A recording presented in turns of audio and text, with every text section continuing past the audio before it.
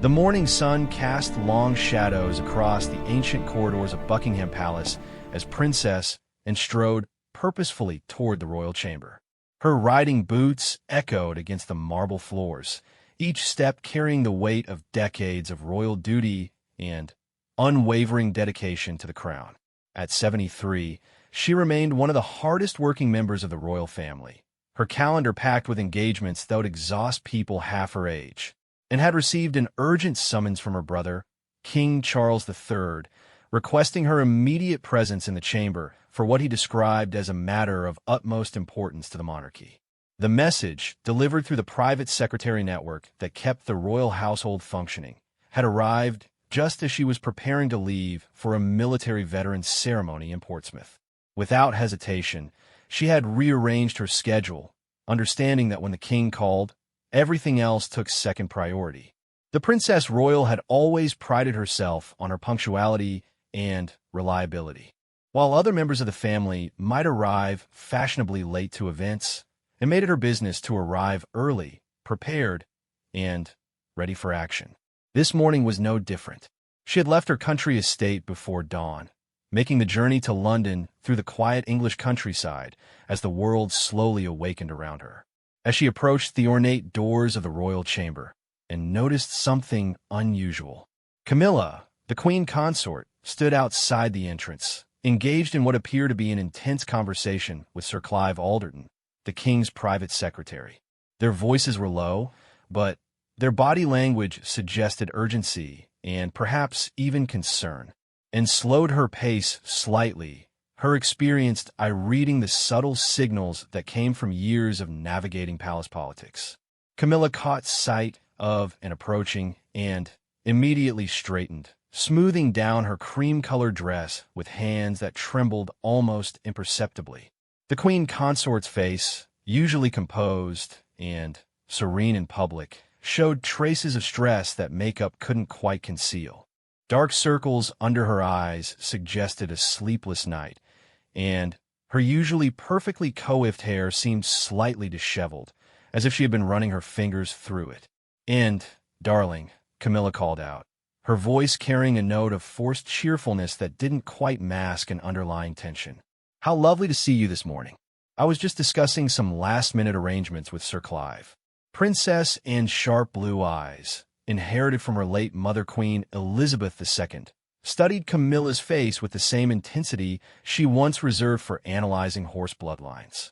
Something was amiss, and Anne's instincts, honed by decades of royal service and military training, immediately went on alert.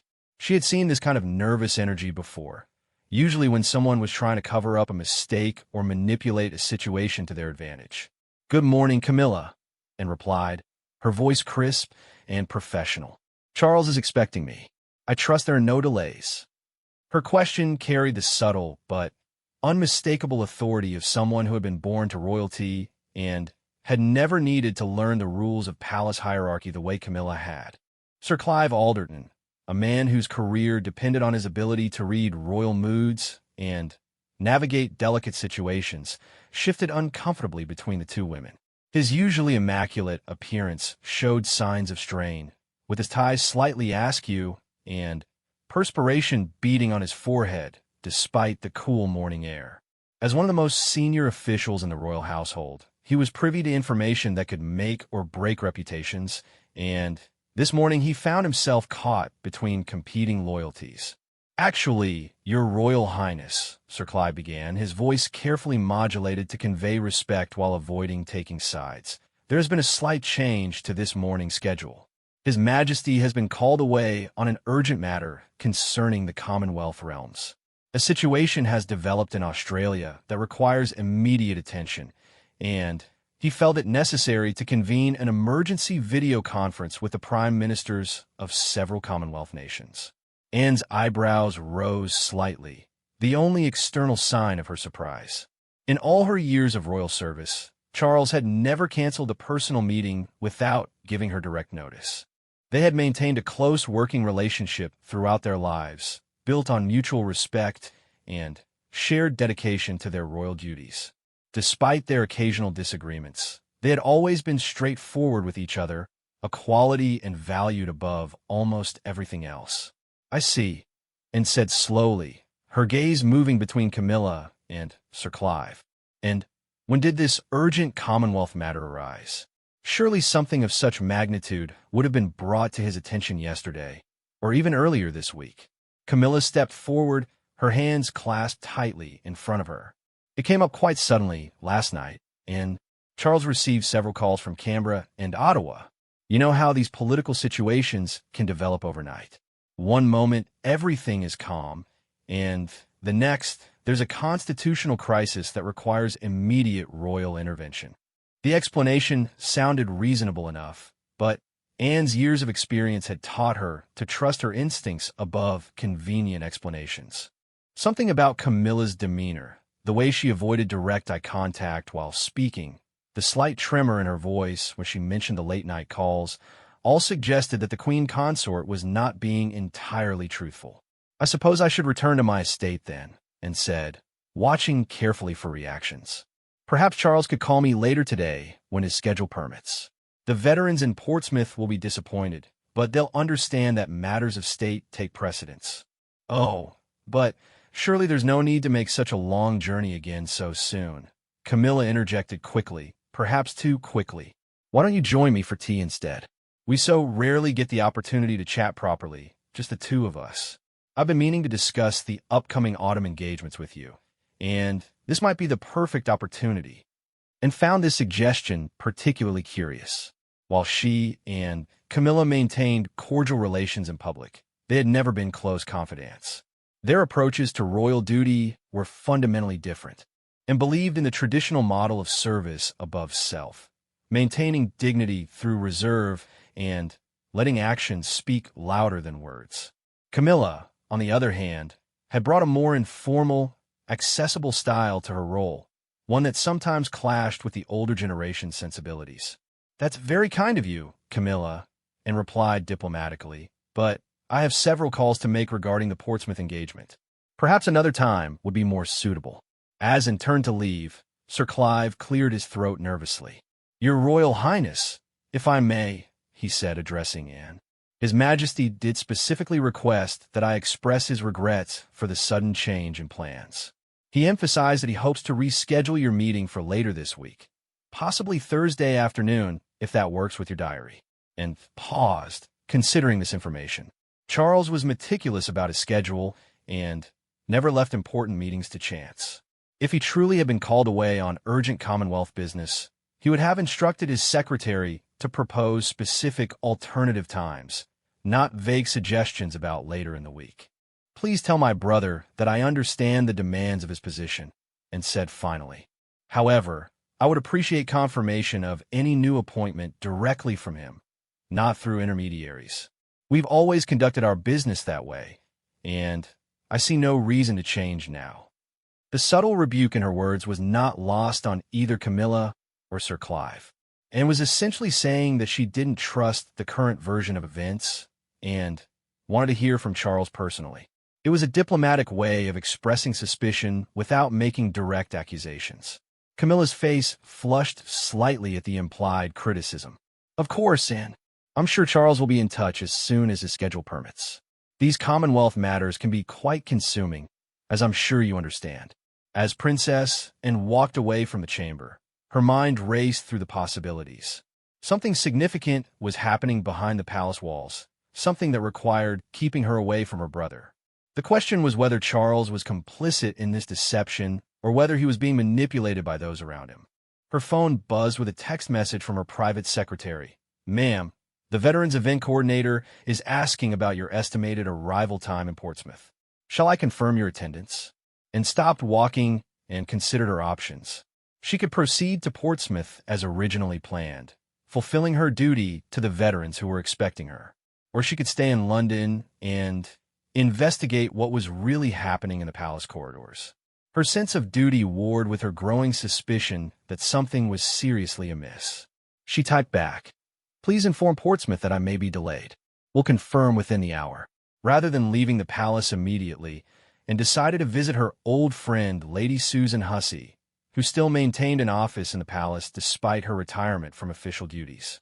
Susan had served as lady-in-waiting to Queen Elizabeth II for more than 60 years and knew the palace's secrets better than almost anyone. If something unusual was happening, Susan would either know about it or be able to help and find out. Lady Susan's office was located in a quieter wing of the palace, away from the main thoroughfares where tourists and officials bustled about their daily business. The room reflected its occupants' long service, with photographs spanning decades of royal history covering the walls. Susan herself, now in her 80s, remained sharp and observant, her loyalty to the crown absolute and unquestioning. "And my dear," Susan exclaimed as the Princess Royal knocked and entered. "What a pleasant surprise. I thought you were heading to Portsmouth this morning." "So did I," Anne replied, settling into the comfortable chair across from Susan's desk. "But it seems my meeting with Charles has been postponed due to urgent Commonwealth business." Rather sudden, apparently. Susan's expression immediately became more guarded. As someone who had spent decades managing royal schedules and navigating palace politics, she understood the significance of last-minute changes to important meetings. "Commonwealth business, you say? How curious. I spoke with the private secretary's office yesterday afternoon about protocol for next week's state visit, and there was no mention of any brewing crises." "That's what I thought," and said, leaning forward slightly. "Susan, have you noticed anything unusual lately? Any changes in routine, unexpected meetings, new faces around the palace?" Susan was quiet for a moment, clearly weighing her words carefully. Her position required absolute discretion, but her loyalty to the royal family meant she couldn't ignore potential problems. "There have been some changes to the usual patterns," she said finally. "Camilla has been having more private meetings lately, often with people I don't recognize. Financial advisors, I believe, and some individuals who seem to have connections to media organizations." This information struck, and as particularly significant. Camilla's financial arrangements had been a source of concern for some time, particularly given her expensive tastes and the generous allowance she received as queen consort. If she was meeting with financial advisors secretly, it could suggest either investment opportunities or financial problems. Media organizations? And pressed. What kind of media? Publishing houses, I believe. There's been talk of book deals and documentary projects. Nothing official has been announced, but the palace staff gossip suggests that Camilla is considering various commercial opportunities. And felt a chill run down her spine. The idea of the queen consort engaging in commercial ventures while holding her position was not just inappropriate, it was potentially damaging to the monarchy's reputation. The royal family had always maintained strict boundaries between their public roles and any commercial activities, understanding that even the appearance of profiting from their positions could undermine public trust. "And Charles knows about these meetings?" and asked. Susan's expression became even more careful. "I believe His Majesty has been quite occupied with his own concerns lately. The transition to kingship has been demanding, and he's been focused on establishing his reign and managing the various constitutional responsibilities. It's possible that some household matters have escaped his immediate attention." This was Susan's diplomatic way of saying that Charles might be unaware of what his wife was doing behind the scenes, and found this deeply troubling. Charles had always been detail-oriented about palace operations, and the idea that Camilla might be conducting business without his knowledge suggested either deliberate deception or alarming oversight on his part. "Susan, I need to speak with Charles directly, today if possible. Can you help me determine where he actually is and what he's actually doing?" Susan reached for her phone, a secure device connected to the palace's internal communication system. After a brief, cryptic conversation, she hung up and turned back to and with a puzzled expression. According to the duty log, His Majesty is indeed in the palace. His last recorded movement was to the private study in the East Wing about an hour ago. There's no record of any video conferences with Commonwealth prime ministers, and no one in the communications office has been asked to set up such calls. The confirmation of Anne's suspicions hit her like a physical blow. Camilla and Sir Clive had lied to her directly, preventing her from meeting with her brother for reasons that remained unclear. The question was whether Charles was aware of this deception or whether he too was being manipulated. "I need to see him," Anne said, standing up decisively. "Whatever is going on, Charles needs to know about it immediately." As Anne left Susan's office, her mind raced through the implications of what she had discovered. If Camilla was indeed pursuing commercial opportunities without proper disclosure, it could create a constitutional crisis. The monarchy's credibility depended on its members being above suspicion when it came to financial impropriety. Even the appearance of using royal status for personal gain could damage the institution irreparably. More troubling was the possibility that Camilla was actively working to isolate Charles from his family and longtime advisors. By preventing Anne's meeting and potentially controlling his access to information, the Queen Consort could be positioning herself to make decisions that should properly involve the broader royal family. Anne's phone rang as she walked through the palace corridors. The caller ID showed her brother's private number, and she answered immediately. "Charles, and I'm so sorry about this morning. Apparently, there was some confusion about my schedule. Could you possibly come to the private study now? I have something rather important to discuss with you." The relief in her brother's voice was palpable, and realized that he had been as surprised by the canceled meeting as she had been. "Of course, I'll be there in 5 minutes." As she hurried toward the East Wing, and couldn't help but wonder what other surprises awaited her in the private study, and what Camilla's reaction would be when she discovered that her careful plans had unraveled. The private study in the East Wing of Buckingham Palace had always been Charles's sanctuary, a place where he could escape the formal protocols and endless ceremonies that defined his public life. The room reflected his personal tastes, with organic furniture, botanical prints covering the walls, and windows that looked out onto the palace gardens where he had spent countless hours planning sustainable landscaping projects. This morning, however, the usual sense of peace that characterized the space was notably absent. Charles stood near the window, still wearing his morning coat from what, and now realized, must have been a fabricated appointment. His posture betrayed unusual tension, with shoulders slightly hunched and hands clasped behind his back in a gesture she recognized from their childhood as a sign of deep worry. At 75, the new king carried himself with the dignity expected of his position, and could see the strain that the transition from heir to monarch had placed on him. "And," he said, turning as she entered, "thank God you're here. I was beginning to think that something had happened to you. When you didn't arrive for our meeting, I was told you had called to cancel due to a family emergency. It wasn't until I tried to reach you directly that I realized something was amiss," and felt her suspicions crystallize into certainty. Not only had Camilla prevented her from attending the original meeting, but she had also fabricated an excuse to explain Anne's absence to Charles. The level of deception involved suggested careful planning rather than a spontaneous decision. "There was no family emergency," Anne said quietly, settling into the leather chair across from Charles's desk. "I was told that you had been called away on urgent Commonwealth business, and that our meeting had been canceled. Camilla and Sir Clive both assured me that you were occupied with video conferences involving several prime ministers." Charles's face went through several expressions in rapid succession: confusion, disbelief, and, finally, a kind of weary anger that Anne had rarely seen from her diplomatic brother. He sank in his own chair, suddenly, looking every one of his 75 years. "No Commonwealth calls," he said slowly. "No cancelled meetings. I've been waiting here for over an hour, wondering why you hadn't come. Well, I sent word asking about your whereabouts. I was told you had called to say there was a family crisis requiring your immediate attention." The siblings sat in silence for a moment, processing the implications of this elaborate deception, and found herself thinking of their mother, Queen Elizabeth II, and how she would have handled such a situation. The late queen had possessed an uncanny ability to see through palace intrigue and deal with it swiftly and decisively. "Charles," and said carefully, "what exactly did you want to discuss with me this morning? What was so important that it couldn't wait for our usual weekly consultation?"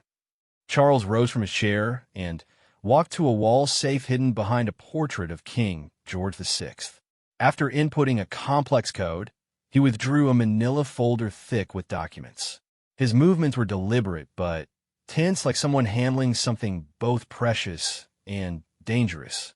I received some disturbing information yesterday evening, he began, returning to his seat. Information that concerns Camilla's recent activities and their potential impact on the monarchy, and leaned forward, her attention completely focused on her brother. What kind of activities? Charles opened the folder and spread several documents across his desk, from where she sat, and could see what appeared to be contracts, bank statements, and correspondence bearing various official letterheads. The sight of such formal documentation suggested that whatever Charles had discovered was both serious and well documented. It appears that Camilla has been negotiating a book deal, Charles said, his voice carefully controlled. A memoir about her experiences as queen consort, with particular focus on her relationship with the royal family and her insights into palace life. And felt her heart sink. The very idea of the queen consort writing a tell-all memoir was problematic on multiple levels. Not only would it represent a clear commercial exploitation of her royal position, but it would also inevitably involve sharing private information about the family and palace operations that should remain confidential. Please tell me this is speculation or rumor, and said, though she could already see from Charles's expression that her hope was unfounded. I'm afraid not, Charles replied, picking up one of the documents. This is a preliminary contract from Hartwell Publishing. The advance alone is substantial enough to suggest that they expect the book to contain significant revelations. The proposed publication date is next autumn, which would coincide with the first anniversary of our coronation. The timing struck, and as particularly calculated. A memoir published during such a significant milestone would guarantee maximum media attention and sales. It would also effectively overshadow what should be a celebration of Charles's first year as king, turning the focus instead to Camilla's personal narrative. Have you confronted her about this? And asked. Charles shook his head. I only learned about it yesterday, and I wanted to discuss it with you first.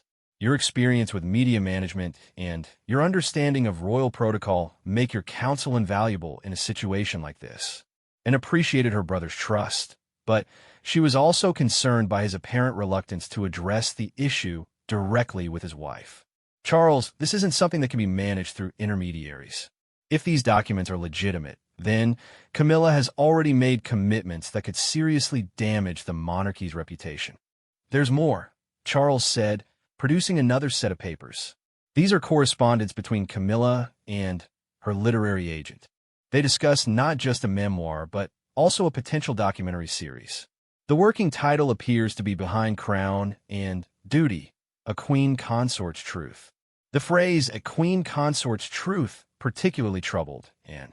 It implied that Camilla intended to present her own version of events, potentially contradicting official royal narratives or revealing information that had been kept private for good reasons. The very concept of a royal family member presenting their individual truth went against everything the monarchy stood for in terms of unity and discretion. Charles, this is worse than I feared, and said bluntly. If Camilla proceeds with these projects, it will set a precedent that could destroy the royal family's ability to maintain any privacy or confidentiality. Future consorts will see her example and assume they too can profit from their positions. As if summoned by their conversation, a soft knock came at the study door. Charles called for whoever it was to enter, and Sir Clive Alderton appeared, looking distinctly uncomfortable. Your Majesty, Sir Clive began, I apologize for the interruption, but the Queen Consort is asking to speak with you urgently. She seems quite distressed about something. And Charles exchanged glances. The timing of Camilla's urgent request, coming so soon after Anne's discovery of the deception, suggested that word of their meeting had somehow reached her. Where is she now? Charles asked. In the blue drawing room, sir. She's been there for about 20 minutes, pacing and making phone calls. Charles stood up, gathering the documents back into their folder. Very well. And would you mind joining us? Given the nature of what we've been discussing, your presence might be helpful. And nodded, though she felt a growing sense of unease. Confronting Camilla with evidence of her deception and commercial schemes would not be pleasant, particularly if the queen consort felt cornered or betrayed. As they walked through the palace corridors toward the blue drawing room, and noticed Sir Clive trailing behind them, his usual confident demeanor replaced by obvious anxiety. She wondered how much he knew about Camilla's activities and whether his earlier deception had been willing participation or reluctant compliance with orders. The blue drawing room was one of the palace's more formal reception areas, decorated in the Regency style with silk wall coverings and antique furniture. It was an odd choice for a private family discussion, but perhaps Camilla felt more comfortable in formal surroundings when dealing with difficult situations. They found Camilla standing near the tall windows, still wearing the cream dress from earlier, but now with a silk scarf wrapped around her shoulders despite the warm weather. Her phone was pressed to her ear, and she was speaking in low, urgent tones to someone on the other end. "I understand the timeline," she was saying, "but there may be complications that require us to accelerate certain aspects of the project. Yes, I know what we agreed, but circumstances have changed." When she noticed Charles and entering the room, Camilla quickly ended her call. "I'll have to call you back," she said into the phone before hanging up, and turning to face them with a bright smile that didn't quite reach her eyes. "Charles, darling, there you are. And how lovely that you're still here.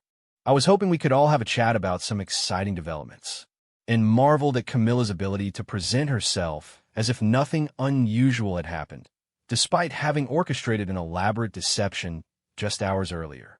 It suggested a level of comfort with manipulation that was deeply concerning in someone holding such a prominent royal position. "Exciting developments?" Charles asked, his tone carefully neutral. "That's interesting timing, and I've been discussing some developments of our own." Camilla's smile wavered slightly. "Oh, what sort of developments?" Charles moved to the center of the room, the folder of documents held prominently in his hand. "Perhaps you could tell us about your conversation with Hartwell Publishing, or your discussions with documentary producers. I believe you might have some insights into those particular developments." The color drained from Camilla's face, and, for a moment, her composure cracked completely, and could see the rapid calculations happening behind her eyes as she tried to determine how much Charles knew and what her best response might be. "Charles, I can explain everything," Camilla said, her voice taking on a pleading quality that Anne had never heard from her before. "These are opportunities that could benefit the entire royal family. The public is hungry for authentic insights into royal life, and who better to provide them than someone who has experienced the transition from commoner to queen consort? Authentic insights," and repeated, unable to keep a note of scorn from her voice. "Is that what you call sharing private family information for commercial gain?" Camilla turned toward Anne, her earlier friendliness replaced by barely concealed hostility. "And, with respect, you've never had to navigate the complexities of joining this family as an adult. You were born into this life. You don't understand what it's like to constantly face criticism and skepticism about your right to be here. So your solution is to write a book and make a documentary and shop back, to turn your royal position into a commercial enterprise? It's not about money," Camilla protested, though the substantial advance mentioned in the contract suggested otherwise. "It's about setting the record straight, showing people the real challenges and rewards of royal service." Charles had remained silent during this exchange, but now he stepped forward with an expression Anne remembered from their childhood when he was preparing to deliver a particularly stern lecture. "Camilla," he said quietly, setting aside the question of whether such projects are appropriate, "I'm more concerned about the deception involved. Why did you prevent Anne from meeting with me this morning? Why did you and Sir Clive lie to both of us about the reasons for canceling our appointment?" Camilla's defiance crumbled, and she sank into one of the room's ornate chairs. "I knew you would try to stop me," she said, her voice barely above a whisper. "I knew you would see it as a betrayal of royal protocol. But, Charles, this is my chance to tell my story, to show people that I'm more than just a woman who broke up a fairy tale marriage." The reference to her role in Charles's first marriage hung in the air like a physical presence.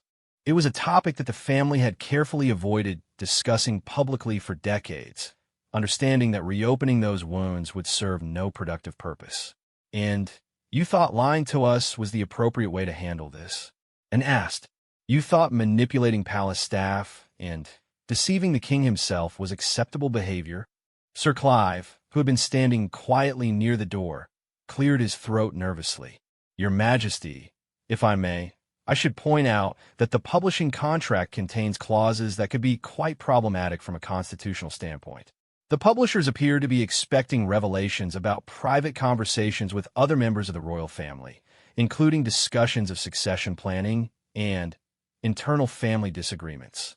This new information hit Charles like a physical blow.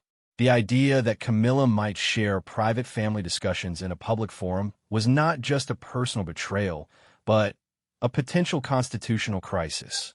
Such revelations could undermine public confidence in the monarchy's ability to maintain the discretion and dignity that their role required. Camilla, Charles said, his voice heavy with disappointment. Do you understand what you're proposing to do? You're talking about violating the trust of every member of this family, exposing private conversations and decisions that should remain confidential forever. Camilla looked up at her husband with tears forming in her eyes. Charles, I never intended for it to be a betrayal. The publishers assured me that everything could be handled tastefully, with respect for the family's privacy. Publishers who stand to make millions from sensational revelations, and pointed out sharply. Do you really believe they have the royal family's best interests at heart? The room fell silent as the full implications of the situation became clear to everyone present. Camilla had not only committed to projects that could damage the monarchy's reputation, but she had also engaged in deception and manipulation to hide her activities from those who should have been involved in any such decisions. Charles walked to the window and stood looking out at the gardens, his hands clasped behind his back in that familiar gesture of deep thought. When he finally spoke, his voice carried the weight of his new role as king. Camilla, I need you to understand something very clearly. As queen consort, your actions reflect not just on yourself, but on the entire institution of the monarchy.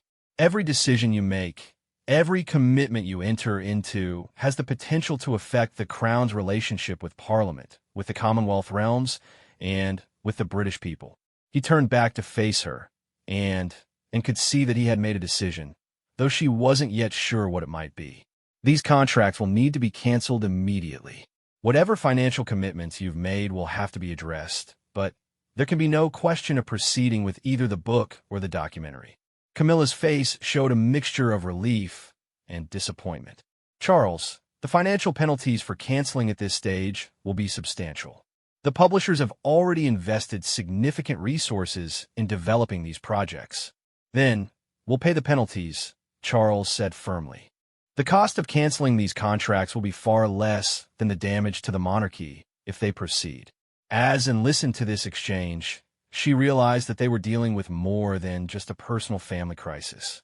Camilla's actions had revealed fundamental questions about the role of the royal family in the modern world and the boundaries that must be maintained to preserve their constitutional function. The weight of Charles's decision hung in the blue drawing room like a storm cloud threatening to break. Camilla remained seated in the ornate chair, her hands twisted together in her lap, while stood near the fireplace, her military bearing evident in every line of her posture. Sir Clive had positioned himself strategically near the door, ready to facilitate whatever instructions might emerge from this unprecedented family crisis. Charles moved away from the window and took a seat across from his wife, the formal furniture suddenly feeling like a barrier between them. The intimacy that had sustained their relationship through decades of public scrutiny and private challenges seemed to have evaporated in the space of a single conversation. Camilla, Charles said gently, though his words carried unmistakable authority, I need you to help me understand how we reached this point. These contracts suggest months of negotiation and planning. How did such extensive commitments develop without any consultation with the palace's legal advisors or communication with me? Camilla looked up at her husband, and for the first time since and had known her, she appeared genuinely vulnerable.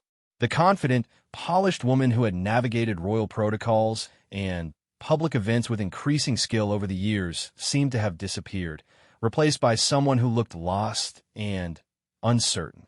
It started small, Camilla said, her voice barely audible. A literary agent approached me at a charity event 6 months ago. She mentioned that there was tremendous public interest in my perspective on royal life, particularly from American audiences. She made it sound like a way to improve the monarchy's international profile, to help people understand our work and dedication, and found herself thinking of her mother's frequent warnings about people who approached royal family members with schemes that promised mutual benefit. Queen Elizabeth II had possessed an almost supernatural ability to identify individuals whose motives were less than pure, a skill that apparently had not been fully passed down to the current generation. "And you didn't think to mention this approach to anyone in the palace?" and asked, though she kept her tone measured rather than accusatory. "I was curious," Camilla admitted. "For so many years, other people have told my story. The newspapers, the biographers, the historians. They've all had their say about who I am and what my relationship with Charles means. I thought perhaps it was time for me to have a voice in that narrative." Charles leaned forward, his expression pained. "But, Camilla, we discussed this years ago. We agreed that the best way to handle public perception was through our actions, through dedicated service and consistent behavior. We agreed that trying to control the narrative through media projects would only create more controversy." "That was before you became king," Camilla replied, a note of defiance creeping back in her voice. "Before I became queen consort. The stakes are different now, and so are the opportunities. This isn't just about me anymore, Charles. It's about ensuring that future generations understand the real story of this reign, the challenges we faced, and how we overcame them." Sir Clive cleared his throat delicately. "Your Majesty, if I may offer some perspective from a constitutional standpoint. The contracts I've reviewed suggest that the publishers are particularly interested in Her Majesty's insights into the family's private discussions about succession planning, about the challenges of the transition from Queen Elizabeth's reign to your own, and about internal family dynamics that have never been publicly discussed." This information seemed to hit Charles like a physical blow. The succession planning discussions had involved highly sensitive constitutional matters, conversations with government ministers, and private family assessments that were never intended for public consumption. The idea that such discussions might be shared with publishers and documentary makers was not just a personal betrayal, but a potential constitutional crisis. And moved closer to the seating area, her expression grave. "Camilla, do you understand what Sir Clive is telling us? You're talking about revealing information that could undermine the monarchy's relationship with Parliament and the Commonwealth realms. These aren't just family secrets we're discussing. These are matters of state security and constitutional continuity." Camilla's face flushed with a mixture of embarrassment and anger. "I'm not naive, Anne. I understand the sensitivity of certain topics. The publishers assured me that everything would be handled with appropriate discretion. They have experience with high-profile memoirs, including books by former prime ministers and senior government officials." "Former officials," Charles emphasized. "People who are no longer in positions of constitutional responsibility. Camilla, you are the queen consort. Your position is not temporary or past tense. Every word you speak publicly reflects on the crown and affects our ability to function as a constitutional monarchy." The room fell silent as everyone processed the implications of this fundamental difference in perspective. Camilla appeared to have viewed her royal position as something she could step back from intellectually, analyzing and commenting on it, as if she were an outside observer rather than an integral part of the institution itself. Anne's phone buzzed with a message, and she glanced down to see a text from her private secretary.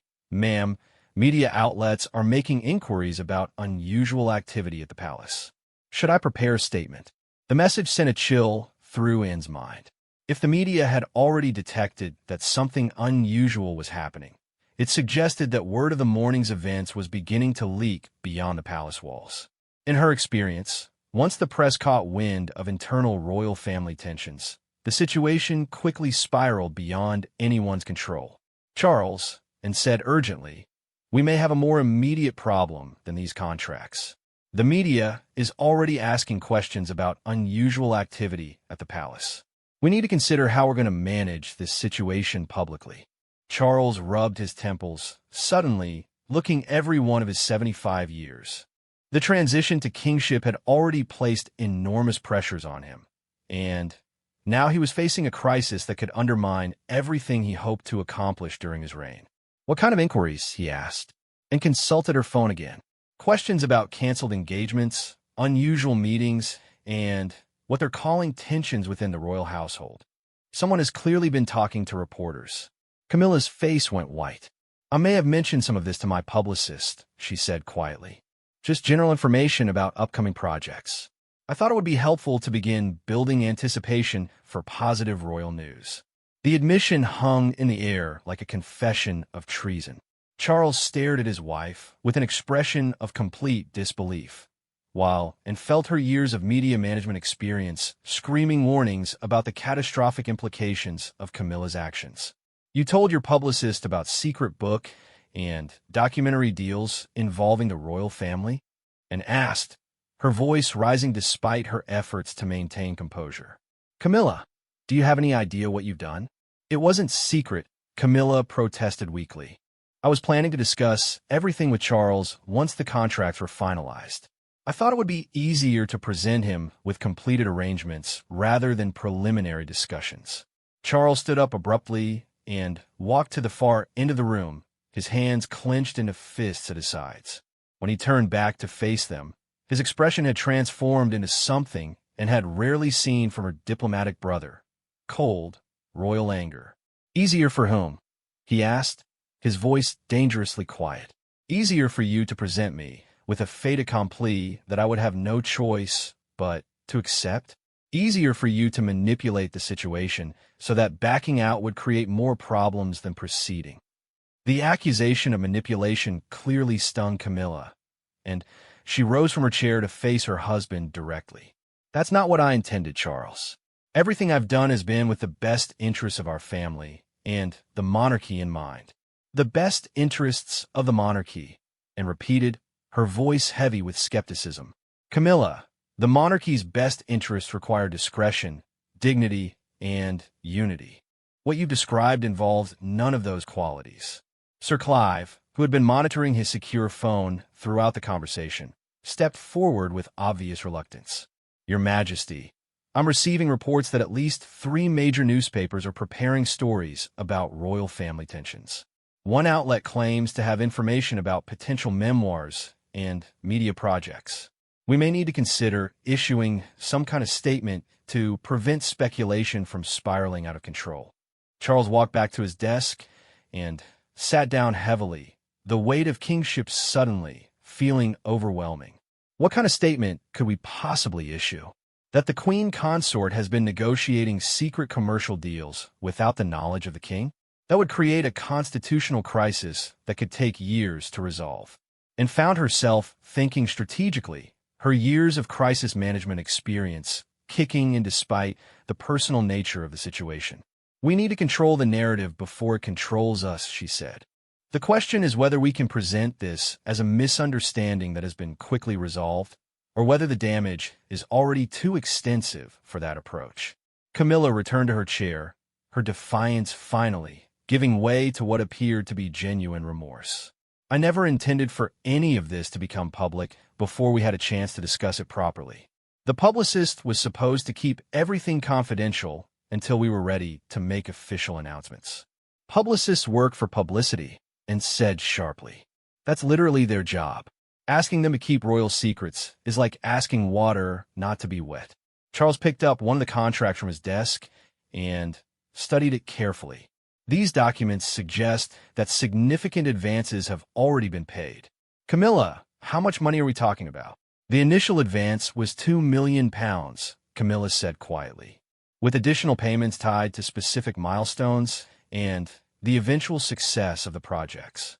The amount was far more substantial than Anne had expected, and it explained why the publishers would be reluctant to simply cancel the contracts without significant financial penalties. It also suggested that Camilla's motivations might have been more complex than simple desire for narrative control. £2 million, Charles repeated slowly. Money that presumably has already been spent or committed to other purposes. Camilla nodded miserably. Some of it has been used to cover personal expenses and charitable commitments. I thought the additional income would allow me to increase my philanthropic activities without drawing on the civil list, and felt a growing sense of unease as the financial implications became clear. If Camilla had already spent a significant portion of the advance, canceling the contracts would create personal financial obligations that could be difficult to meet. This would give the publishers additional leverage to insist that the projects proceed as planned. Charles, and said carefully, we need to understand the complete financial picture before we make any decisions about how to proceed. If canceling these contracts would create personal financial difficulties for Camilla, that could complicate our options. Charles looked at his wife with a mixture of disappointment and concern. Camilla, what exactly have you committed to financially? I need to understand the complete scope of what we're dealing with. Before Camilla could answer, Sir Clive's phone rang with an urgent tone that indicated a call from the Prime Minister's office. He answered it quickly, his expression growing increasingly grave as he listened. I see, he said finally. Yes, I'll inform His Majesty immediately. We'll need to coordinate our response carefully. He hung up and turned to face the room with obvious reluctance. Your Majesty, that was the Prime Minister's private secretary. They've received inquiries from the opposition about potential constitutional implications of commercial activities by members of the royal family. It appears that rumors about the Queen Consort project have reached Westminster. The news hit the room like a bombshell. If Parliament was already asking questions, the situation had moved far beyond a private family matter into the realm of constitutional crisis. The opposition parties would certainly use any appearance of royal financial impropriety as ammunition against the government's support for the monarchy. Charles stood up slowly, his expression resolving into the kind of determined composure that Anne remembered from her mother during the most difficult periods of her reign. Very well, he said quietly. It appears that our private discussion has become a matter of public interest more quickly than any of us anticipated. He walked to the center of the room, suddenly, carrying himself with all the authority of his position. Camilla, I need you to contact your literary agent immediately and inform them that all contracts must be terminated effective immediately. Sir Clive, please coordinate with the Treasury Solicitor's Office to understand our legal options for minimizing financial exposure. And the media? Anne asked. Charles was quiet for a long moment, clearly weighing options that would all carry significant consequences. We'll need to prepare a statement that acknowledges the situation while presenting it in the most favorable light possible. Something that emphasizes the Queen Consort's dedication to royal service and her decision to decline these opportunities in order to focus entirely on her constitutional duties. It was a reasonable strategy, but Anne could see the potential complications already forming. The press would want to know why such projects had been considered in the first place, how far the negotiations had progressed, and whether the king had been aware of his wife's activities. Each question would create opportunities for the story to develop in directions that could further damage the royal family's reputation. As if reading her thoughts, Charles turned to his sister with an expression of grim determination. And I'm going to need your help with this. Your experience with crisis management and your credibility with the press will be invaluable in containing the damage from this situation. And nodded, though she couldn't help but wonder whether the damage might already be too extensive to contain effectively. The emergency meeting in Charles's private study that evening brought together the most senior advisors in the royal household, their faces grave in the lamplight as they worked to contain what had become the most serious constitutional crisis of the new reign. Documents were spread across every available surface. Phones rang constantly with urgent inquiries, and the atmosphere carried the tension of a military command center during wartime. And sat at Charles's right hand, her notebook filled with carefully organized plans for damage control that drew on decades of experience managing royal family crises. Across from them, Sir Clive coordinated with various government departments while the palace's senior press secretary prepared statements that would need to be released before the morning newspapers went to print. The Prime Minister has requested a private audience first thing tomorrow morning, Sir Clive reported, setting down his secure phone. Downing Street is receiving questions from Parliament about the constitutional implications of the Queen Consort's commercial activities. The opposition is already preparing questions for Prime Minister's questions. Charles nodded grimly. He had spent the afternoon making difficult phone calls to Commonwealth Governors-General, explaining the situation before they could learn about it from media reports. The conversations had been awkward and embarrassing, forcing him to acknowledge that his own household had been operating without his knowledge. "What's the current status with the publishers?" And asked. "Hartwell Publishing is refusing to accept cancellation of the contract without full payment of the advance and substantial penalties for development costs," Sir Clive replied. "Their legal team argues that they've already invested significant resources in the project based on good faith negotiations with the Queen Consort's representatives." The financial implications had grown more serious throughout the day. In addition to the £2 million advance, the publishers were claiming damages for canceled publicity campaigns, abandoned editorial work, and lost revenue projections. The total cost of extracting Camilla from her commitments was approaching £4 million, an amount that would require careful handling to avoid creating additional public relations problems. Camilla herself had spent most of the afternoon in her private apartments, making increasingly desperate phone calls to her literary agent and publicist in an attempt to minimize the damage. The conversations had not gone well. Both representatives had made it clear that they considered her decision to cancel the projects as a breach of good faith that would damage their own professional relationships with publishers and media companies. "Where do we stand with the media strategy?" Charles asked, turning to his press secretary. "We've prepared 3 potential approaches," the press secretary replied, consulting her tablet. "The first presents this as a misunderstanding that has been quickly resolved, emphasizing the Queen Consort's dedication to her royal duties above all commercial considerations. The second acknowledges that preliminary discussions took place, but were never serious commitments.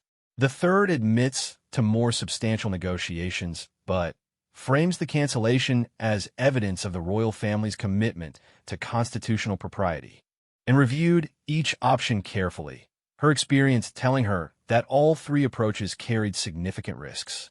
"The problem with any of these strategies," she said finally, "is that they all require the media to accept our version of events without independent verification. Given that Camilla's representatives have already been talking to journalists, we may not control enough of the narrative to make any of these approaches credible." As if to underscore her point, Sir Clive's phone rang again with updates from the press office. He answered it briefly, his expression growing more concerned as he listened. "The evening editions are already running preliminary stories," he reported after hanging up. "Nothing specific yet, but headlines about palace in crisis and royal commercial concerns. The morning papers will certainly have more detailed reports." Charles walked to the window overlooking the palace gardens, where security lights now illuminated the grounds against the gathering darkness. The weight of kingship had never felt heavier than it did at this moment, with his family's reputation and the monarchy's constitutional position both under threat from his wife's well-intentioned, but catastrophically misguided decisions. "Has anyone been able to reach Camilla in the past hour?" he asked without turning around, and checked her phone, which had been silent for the past 20 minutes. "I haven't heard from her since she went upstairs." "Sir Clive, the Queen Consort's private secretary reports that she's been making calls but hasn't requested any assistance with official matters," Sir Clive replied diplomatically. Charles turned back to the room, his expression resolute.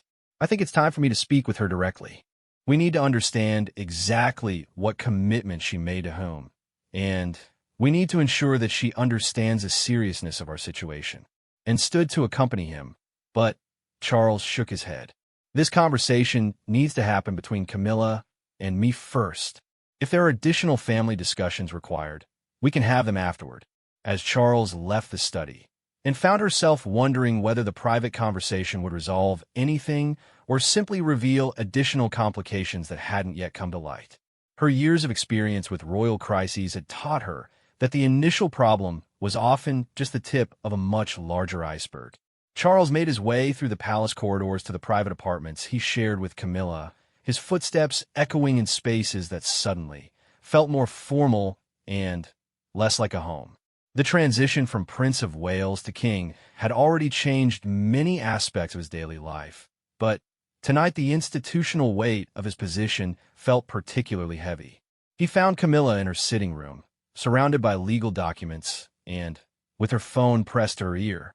Her conversation appeared to be heated, and she was gesturing emphatically despite being on the phone. When she noticed Charles entering, she quickly ended the call and turned to face him with an expression that mixed defiance with apprehension.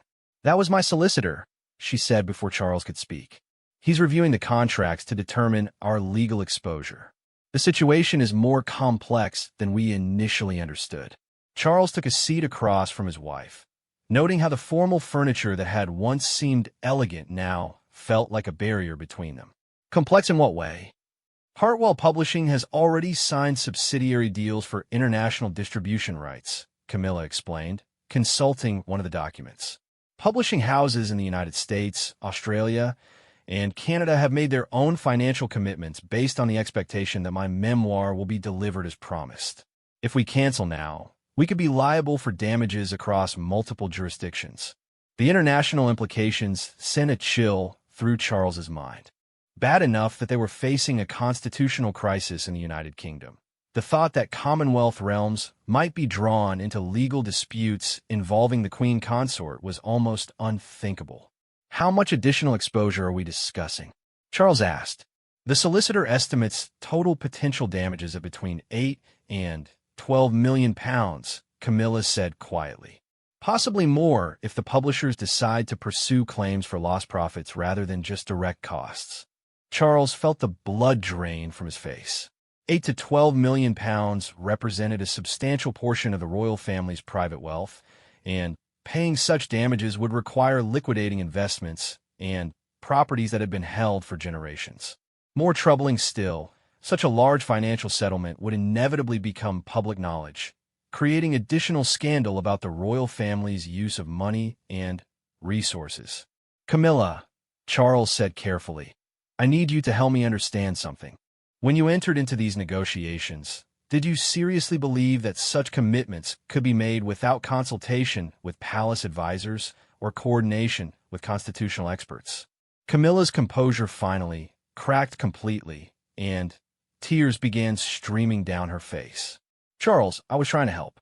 For months, I've been reading commentary about how the royal family needs to modernize, how we need to be more accessible and transparent with the public. I thought this was an opportunity to show people who we really are, to demonstrate that we're dedicated, hard-working people who care about Britain and the Commonwealth." Charles reached across the space between them and took his wife's hands, feeling how they trembled with stress and exhaustion. "I understand your intentions, and I appreciate your desire to serve the monarchy well. But, Camilla, modernization can't come at the expense of constitutional propriety. Our role requires us to be above commercial considerations, to maintain the dignity and neutrality that allows us to serve as a unifying force for the nation." "I know that now," Camilla said through her tears. "But Charles, what do we do? Even if we're willing to pay the financial penalties, the legal proceedings will take months to resolve. The media will cover every development, every court filing, every settlement negotiation. The damage to the monarchy could be catastrophic." Charles was quiet for a long moment, weighing options that all seemed to carry unacceptable risks. "There might be another approach," he said finally. "Instead of trying to cancel the contracts, what if we restructure them in a way that protects constitutional interests while still fulfilling our legal obligations?" Camilla looked up at him with confusion. "What do you mean? What if the book became something different? Instead of a personal memoir, what if it became an official account of royal service, reviewed and approved by constitutional experts? Something that celebrates the monarchy's role while avoiding personal revelations or private family information." The idea had potential, but Charles could see immediately that it would require careful negotiation with publishers who had contracted for a sensational tell-all memoir, not an official royal biography. The financial terms would certainly need to be renegotiated, and there was no guarantee that publishers would find the alternative project commercially viable. Do you think Hartwell would accept such a substantial change to the project? Camilla asked. That would depend on how we present it, Charles replied. If we can frame it as an opportunity to publish the first official account of the modern queen consort role, with unprecedented access to palace archives and official photographs, they might see it as commercially valuable in a different way. Camilla nodded slowly, though Charles could see that she was struggling with the idea of transforming her personal project into something entirely different. And the documentary? That would have to be canceled entirely, Charles said firmly. There's no way to transform a personal documentary into something that would be constitutionally appropriate. We'll have to absorb whatever financial penalties that cancellation requires.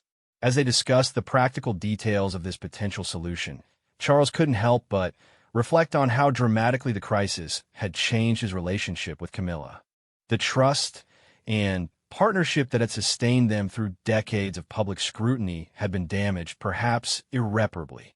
Even if they managed to resolve the immediate crisis, the underlying questions about Camilla's judgment and her understanding of royal responsibilities would linger.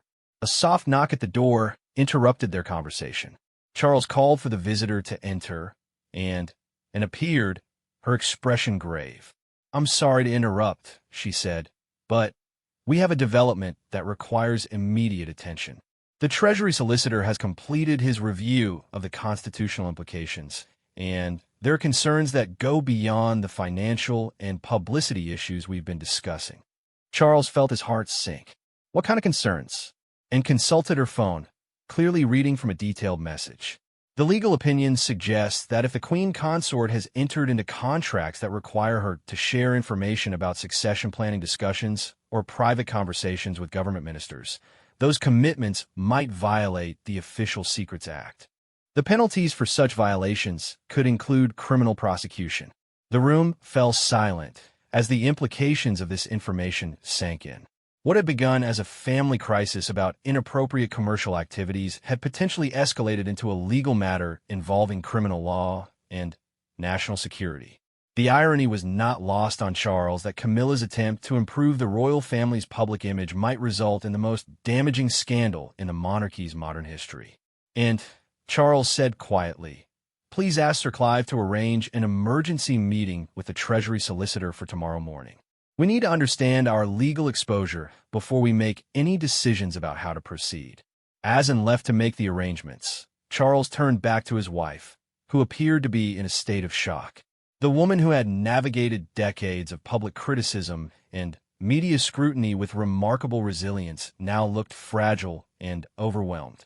"Camilla," he said gently, "whatever happens, we'll face it together.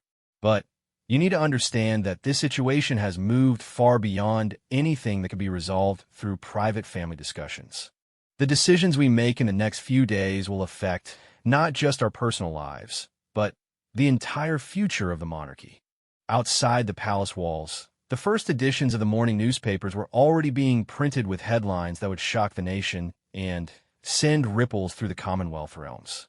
The crisis that had begun with Camilla's well-intentioned attempt to tell her story had become something far more serious, a test of whether the ancient institution of the monarchy could survive the collision between modern commercial pressures and constitutional traditions that had evolved over centuries. As Charles looked out at the lights of London stretching into the distance, he wondered whether future historians would mark this night as the beginning of the end of the British monarchy, or as the moment when the institution proved its resilience by successfully navigating its most serious crisis in generations. The answer would depend on decisions yet to be made and consequences yet to unfold, but one thing was certain: nothing would ever be quite the same again.